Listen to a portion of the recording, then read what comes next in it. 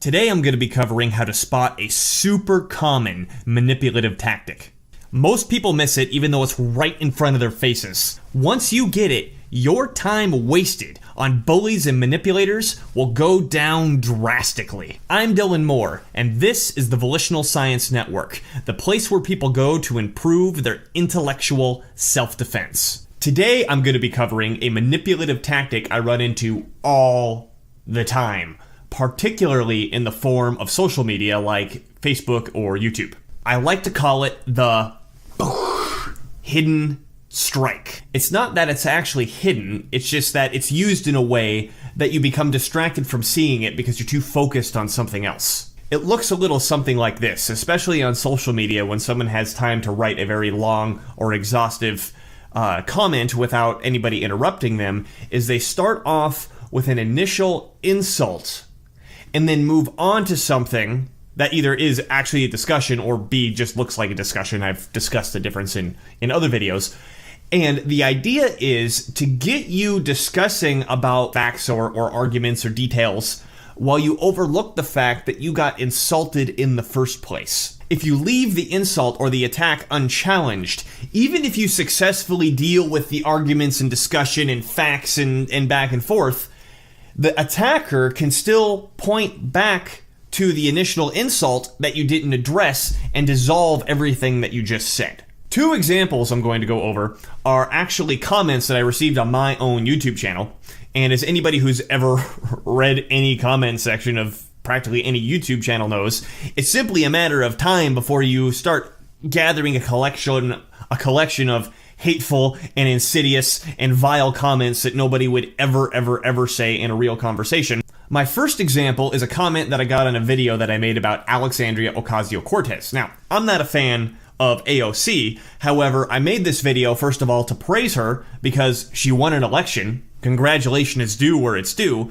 And second, because she's attracting so much of the crazy left, she's actually fomenting a schism within the Democratic Party, and it's worth it for conservatives to support her in order to support the crack happening within the Democratic Party. So, this is one of the comments that I get for this video. You have wasted your time with this video. Ooh, wasted my time. She is clearly very popular and influential. She already has made good changes even before she was sworn in. There's two parts to this. There's the first sentence, which you have wasted your time with this video, which is an insult to me. I'm not capable of making something useful. I am not capable of generating a good message. I am not worth watching is essentially what wasted your time with this video means. She is clearly very popular and influential. So now this is something that we can argue about, right? She has already made good changes. Ooh, we can argue about that too. What are the, she has or she hasn't made this good change. That change is or isn't good even before she was sworn in, which is kind of a modifier to this sentence right here. Now, the urge that most of us have, particularly people who have any sort of skill with logic and reason, is they want to jump right in and argue about this stuff. This is the trick, right? If I jump in and I start arguing about these things here, what I've done is I've left this first sentence unchallenged. I've wasted my time with this video. Now, I mean, again, as a side note, first of all, I don't think this person watched it, and second of all, this is clearly trolling, right? This is so vague, there's no way to prove anything one way or the other, so it's double tempting because it's an argument that can obviously never be solved. However, even if I were to successfully dismantle this argument and somehow prove that she isn't very popular, that she isn't influential, or that she hasn't made good changes, none of that matters. Because I wasted my time with this video. You guys see this? Because even if I make this masterful comment and respond to this guy, he could still say, you wasted your time with this video, therefore no one needs to listen to you. The point here is to keep me dancing in argument land. To keep me dancing in reason land and discussion land and fact land and detail land while he comes in underneath in emotional domination land. Remember this, a fight supersedes a discussion. If someone is trying to have a discussion with someone who is trying to fight them, the person fighting is setting the stage of the interaction, and the person discussing is not defending themselves. My second example, strangely enough, another video about a social democrat, is about Bernie Sanders' 10-point plan that he gave to the Democratic Party that he believes that they should adopt, and have, spent the time going over the 10 points in the 10-point plan. So I scroll down and I see this comment here that opens up with, "I am very disappointed in this video by you." Ooh, he's disappointed in me. Not up to your usual standard. Wow, I am not upholding myself to the level that I should expect. It's not even the level that he expects. It's the level that my standard. I'm not upholding my standards. And he says, "Here are the several issues I had." And there's this read more. And I'm like, oh God, let's get into it. And you click it, and it's a text wall from fucking hell. Look at this. So I went over 10 points of Bernie Sanders' plan, and he must have he responds to all 10 points, on and on and on. First of all, to this guy who's writing me this text wall, what are you doing with your life? You do realize that for people who make YouTube videos, we don't always get a notification of your comments. I might not see this, and particularly if I have to click on something to make it wider, I might not, if I'm glancing over all these people who made me comments, I might not have even noticed that you wrote more. And I'm sure as fuck that the number of people who may have clicked on this and opened it, I could probably count on one hand. So you're writing 2.25 pages of crap for something I might never see and no one else might ever see. Don't you have something better to do than this? Second of all, if you write me a text wall, I am not going to read it, okay? It's incredibly rude to write somebody something like this, because what you're saying is, I don't respect your time. I want you to take the entire fucking day to sit here and line by line, point by point, respond to all this shit that I barfed up, that I was able to do so because you didn't have the chance to interrupt me and stop me, which is what of course normally would have happened if we were in a face-to-face conversation. So I'm just letting everybody know, if you send me a text wall, I ain't reading it. But for the sake of this video, we're going to look into the first few sentences of what we go on here. So the first sentence here is, "I think you don't see Trump as a racist because of the lens you have that is filtering his words." Now, of course, one of Bernie Sanders' 10 points was that the Democratic Party should resist and oppose all the racism and xenophobia and bigotry and sexism and all this shit that's been thrown at Trump since 2015. And in the video I said, will somebody show me one example, just one example of something racist that Trump has done or said, because I haven't seen it. Everything I've seen has been propaganda that's been taken out of text in order to paint him up as a racist. Okay, so what's going on here? We very clearly open this up with 3 sentences that are attacks on me. First of all, I am very disappointed in this video by you. Now, the audacity of this comment is mind-boggling to me. Who are you? Why are you somebody I'm trying to impress? And then, not up to your usual standard. What's my usual standard? Furthermore, what's my unusual standard according to you? Now, that's the first part of the hidden strike. Then he goes on to the second part of the hidden strike, where we get onto the topic that was what was in the video.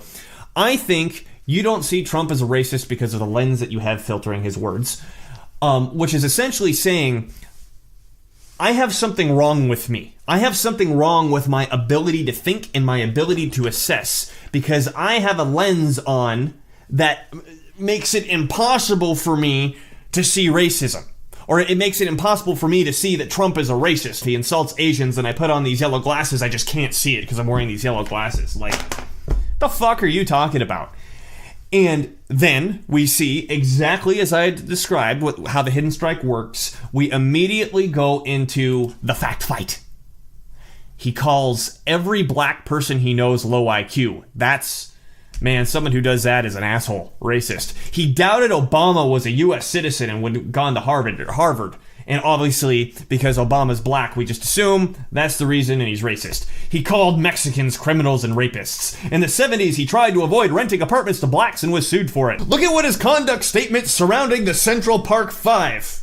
I don't think that's a complete sentence. He called for a ban of all Muslims from the United States. That's not racist, but bigoted, an incredibly ugly form of collectivism. He retweeted white nationalists and defended them after the event. I mean, there's 2.25 pages of this shit. So, what he set up here is if I go tit for tat with him about the facts and the arguments and the situation of all these different individual pieces that he's throwing at me, even if I successfully defend every single one, he can dismiss the whole thing because he could say, look, the reason that you're saying this is because you can't think clearly, so all the stuff that you just said doesn't matter. Hidden strike. Jab to the neck.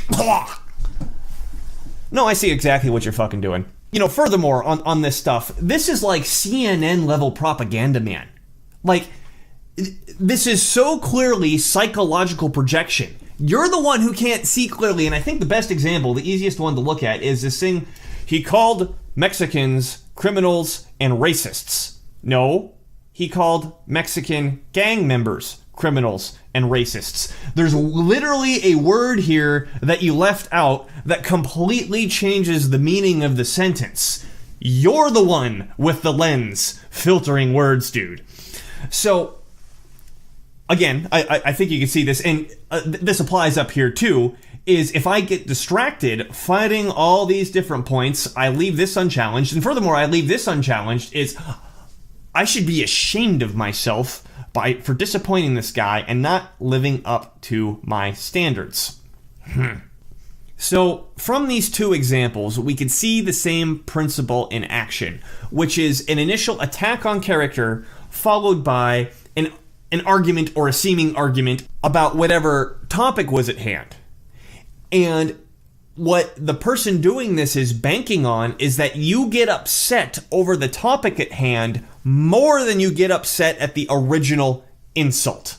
If I argue about the topic, I take the bait. And this happens in face-to-face conversation all the time, too. I think it's more prevalent on social media and the internet because there isn't a chance for a person to be interrupted. They could sit there and write an entire text wall without anybody stopping them and saying, hey, you're an asshole, I'm not going to talk to you. Okay, so the question naturally arises. Now that I've identified this thing you're calling the hidden strike, how do I deal with it?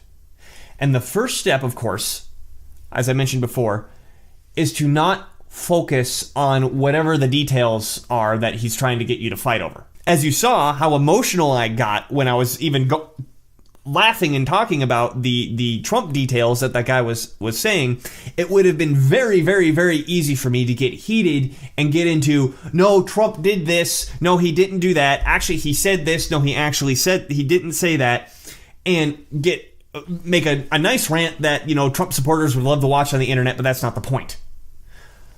What we're talking about here is defending yourself against this attack that happened, and the first thing you have to do is get your emotions under control. Resist that desire to fight about the facts. Calm that down, and I want you to practice on getting upset about what's actually going on here, which is the insult that was directed at you in the first place. So the first thing to do when you're interacting with these people is to call out the insult. Make it more and more obvious, where you say, hey, I see what's going on, we need to address this. Hey, I see what's going on, we need to address this. Hey, I see what's going on, we need to address this first thing that you said.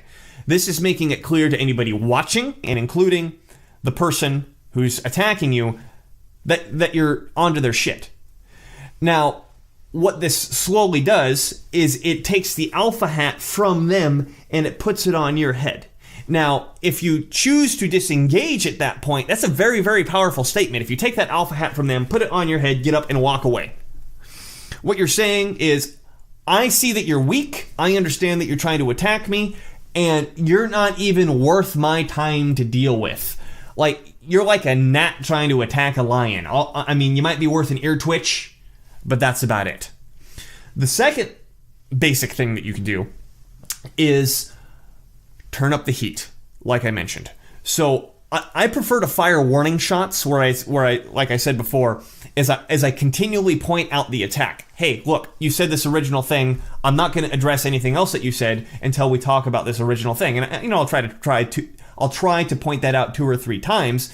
And if the person is insistent that they're perfect and they're doing everything correctly, and I'm the one being the asshole, what I'll do is I'll step up and I say, I don't care if that's the projection that you're putting on me. I don't care if the audience believes it. I am going to make this uncomfortable for you right now. I recognize that this is a fight, and I am prepared to fight you. What is your next play, sir? And in my experience, if you do this to people, they back down fast. Oh, they back down fast, because here's the secret of a bully, and this is what these people are. I like to use sophist and manipulator, and and a lot of times narcissist. But if we want to use more colloquial terms, it's just a bully. Bullies fundamentally are cowards, particularly bullies who take on sophistry roles, because what they want to do is, by keeping you in discussion mode, you don't defend yourself because you're busy arguing with facts while they jab you with insults the whole time, which is a form of domination, and everybody else can see it.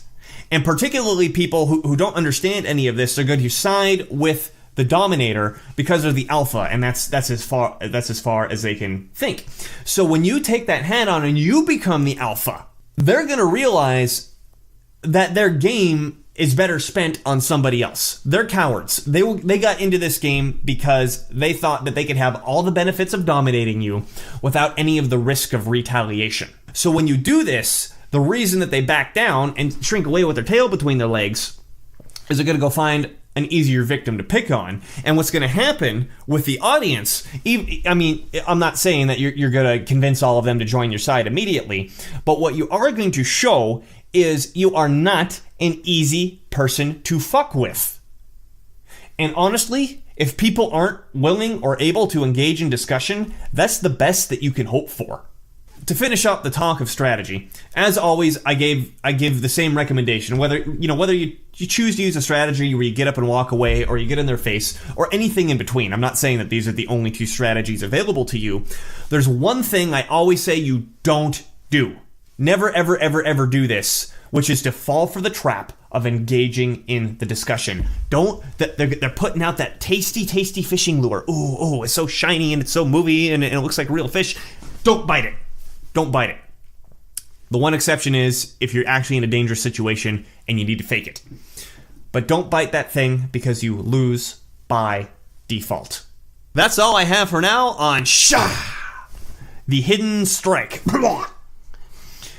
If you found this information useful or interesting, give me a like, give me a comment, hit the subscribe button. Hell, send me an email. Tell me some of your experiences that you have gone through with this. Particularly, I love if you've learned something from this and you turn around and apply it. Tell me what happens. Particularly the face-to-face stuff. Tell me what happens.